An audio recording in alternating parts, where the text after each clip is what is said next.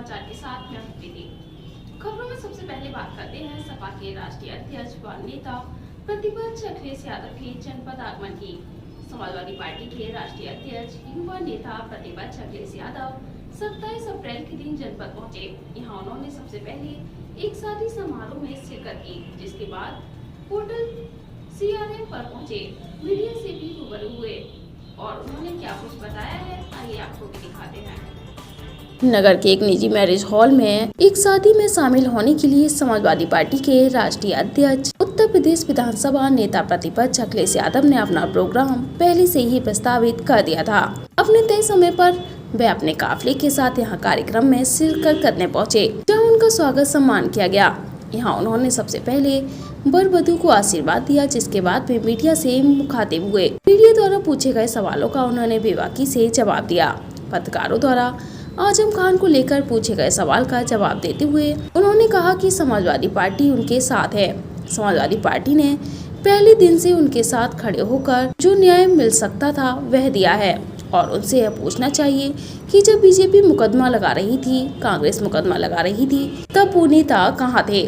और जो मुकदमा लगाने वाले हैं, मैंने उनसे खुद बात की थी और कहा था कि क्यों इतने बड़े नेता को परेशान कर रहे हो, लेकिन उनके ऊपर सरकार का दबाव था। वहीं शिवपाल यादव को लेकर पूछे गए सवाल का जवाब देते हुए बोले कि अगर बीजेपी चाचा को लेना चाहती है तो अच्छी बात है, ले ले जल्दी, इतना देर क्यों कर रही है? मुझे चाचा से कोई नाराजगी नहीं है, यह बीजेपी बता सकती है वो क्यों खुश है। उन्होंने कॉमन सिविल कोड को लेकर कहा कि समाजवादी पार्टी इसका विरोध करती है। दूसरी ओर मुख्यमंत्री की ओर से चलाए जा रहे बुलडोजर को लेकर वे नाराज नजर आए और उन्होंने कहा अगर मुख्यमंत्री जी अपनी जगह बुलडोजर चलाते हैं तो करोड़ों का मुआवजा उठाते हैं और गरीब पर बुलडोजर चलता है तो मुकदमे दर्ज हो जाते हैं। नाराजगी का कारण क्या है? चाचा से आपकी नाराजगी? आपकी मुझे नहीं नाराजगी पता, ये बीजेपी बता सकती है कि वो क्यों खुश है। स्वास्थ्य मंत्री सुविधाओं को लेकर कह रहे हैं कि मुझे शर्मिंदा है, तो उन्हें जाकर के 5 कालीदास में जाना चाहिए और मुख्यमंत्री जी से मिल करके कहना चाहिए कि हमें बहुत शर्मिंदा है कि जिस तरीके से 5 साल में आपने सरकार चलाई, पूरी स्वास्थ्य व्यवस्था ध्वस्त कर दी। आजमगढ़ कौन जा रहा है लोकसभा के लिए इस बार? देखिए, सभी को आज़ादी है और बीजेपी ये चाहती है कि आपको नौकरी नहीं मिले और बीजेपी खुद लाउड स्पीकर बन जाती है जब उसे ध्यान हटाना होता है। आजमगढ़ और बीजेपी के रामपुर कौन जाएगा? महंगाई, रोजगार और हमारे किसानों को सुविधा मिले। आज बताओ, किसानों की खरीद हो रही है, वो तो बाजार में कीमत मिल रही है, इसलिए बाजार में बेचने जा रहा है गेहूँ। बाजार में कीमत मिल रही है और याद रखना, ये वही कंपनियां खरीद रही हैं। जब शहरों में आटा बिकेगा तो न जाने कितना मुनाफा कमाएंगे। ये जो बड़ी बड़ी कंपनियां हैं प्राइवेट, वो सब गेहूं इकट्ठा कर ले रहे हैं, सरकार गेहूं नहीं ले रही है। आजमगढ़ और रामपुर से किसी लड़ाई? आजमगढ़ और रामपुर जब तारीख आएगी तो चुनाव का फैसला भी होगा। वहाँ के नेता कार्यकर्ताओं से राय लेंगे। क्या सभी परिवार का सदस्य होगा उसमें? ये आजमगढ़ और रामपुर वहाँ के संगठन के लोग तय करेंगे, वो संगठन के लोगों को सुझाव देंगे। और जहाँ तक बिजली की बात है, ये पत्रकार पूछ ही नहीं रहे बिजली, इन्हें रिश्ता ज्यादा बिजली मिल रही है। पहली सवाल था बिजली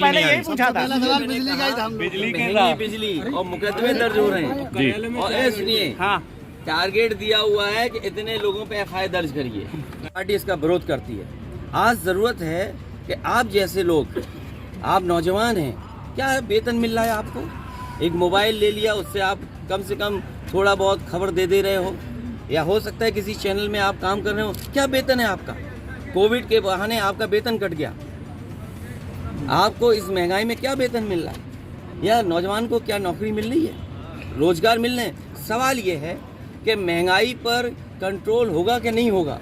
और देश की 50% से ज़्यादा आबादी के, जो 50% आबादी है, जितना उनके पास धन दौलत नहीं होगी, उससे ज़्यादा कुछ लोगों पे धन दौलत पहुंच गई। ये सही है कि दुनिया में आपके उद्योगपति हो सकता है नंबर 1 पर पहुंच जाएं, लेकिन क्या देश की गरीबी हट जाएगी उससे?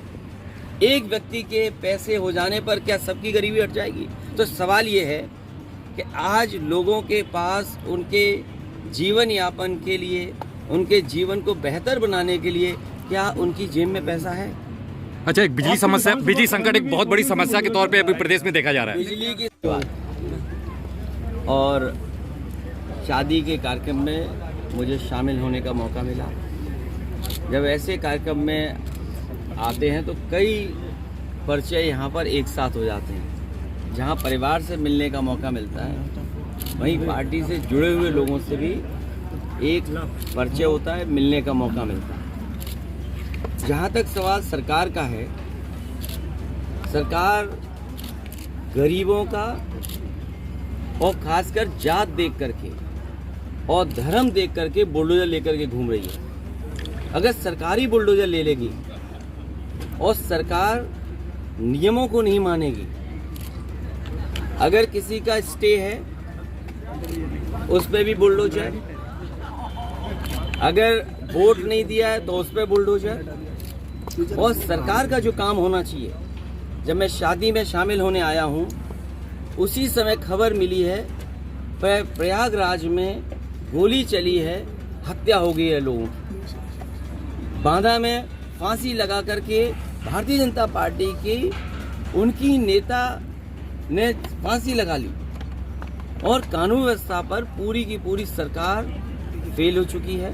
और पूरे उत्तर प्रदेश में एक कोने से दूसरे कोने में अगर देखोगे, जात के आधार पर पोस्टिंग है। मुख्यमंत्री जी की खुद की जात के कौन कौन कहाँ बैठे हैं, मैं जानना चाहता हूं कि कम से कम जनता ये जाने। और जनता ये जानना चाहती है कि बीजेपी के लोग जब जाति का आरोप लगाते थे, समाजवादी पार्टी पर या दूसरी पार्टियों पर जाति का आरोप लगाते थे, तो ये बताएं उत्तर प्रदेश के एक कोने से दूसरे कोने तक क्या मुख्यमंत्री जी के जाति के लोग नहीं बैठे? और जो लोग बुलडोजर लेकर के घूम रहे हैं वो बताएं कि उन्होंने भी अपनी दुकानें हटाई थी। सरकार में मुख्यमंत्री जी ने गोरखपुर में सड़क चौड़ी होने पर अपनी दुकानें ढाई थी, उसमें तो मुआवजा उठाया आपने 100 करोड़ नहीं 150 करोड़, और सुनने में आ रहा हो सकता है ज्यादा भी मुआवजा उठाया हो। अगर आप अपनी जमीन पर बुलडोजर चलाते हो तो करोड़ों मुआवजा उठा रहे हैं, लेकिन गरीब की जमीन चली जाए जहां पर 40 साल से 35 साल से रह रहे हैं, आप क्या मदद कर रहे हो गरीब? ये सरकार गरीब के खिलाफ है, किसान के खिलाफ है। और नौजवान हमें बताएं कितनों को नौकरी और रोजगार मिल गया?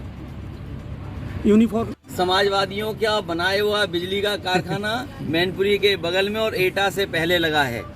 ये कारखाना अगर बीजेपी की सरकार 5 साल पहले लगा देती तो मैनपुरी, एटा और पूरे उत्तर प्रदेश को सस्ती बिजली मिलती और 24 घंटे बिजली मिलती। आपको सवाल पूछना चाहिए बीजेपी से कि ये जो बिजली का कारखाना इतने सालों से खड़ा दिखाई दे रहा है, कब चालू करोगे? अध्यक्ष जी, आपने तो देखा होगा, लेकिन आप भी सवाल नहीं पूछोगे। जो आपका कोर वोटर है उस पर बीजेपी आजम के रास्ते से ये साथी बहुत अच्छा सवाल पूछ रहा है और मैं साथी से कहूंगा जो मैं कह रहा हूँ वो टीवी पे चलाए। कंफर्म भारत समाचार पे चलेगा। बुलडोजर चलता है, अगर मुख्यमंत्री जी अपनी जगह बुलडोजर चलाते हैं तो 100 करोड़ 120 करोड़ के 200 करोड़ मुआवजा उठाते हैं। अगर गरीब पर बुलडोजर चलता है तो उसमें मुकदमा दर्ज हो जाता है।